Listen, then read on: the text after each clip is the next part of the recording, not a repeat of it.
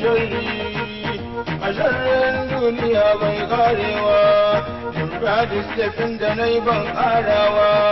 sannan tsafin daina aikin holewa na kashe rai kala-kala don burgewa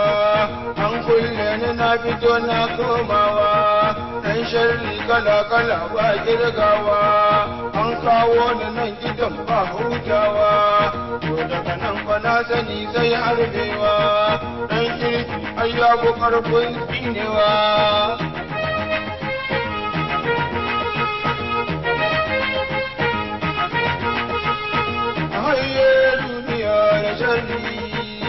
a sharrin duniya bai karewa ya kuna ga zai yawan san horewa to ku sani wuya ba a sabawa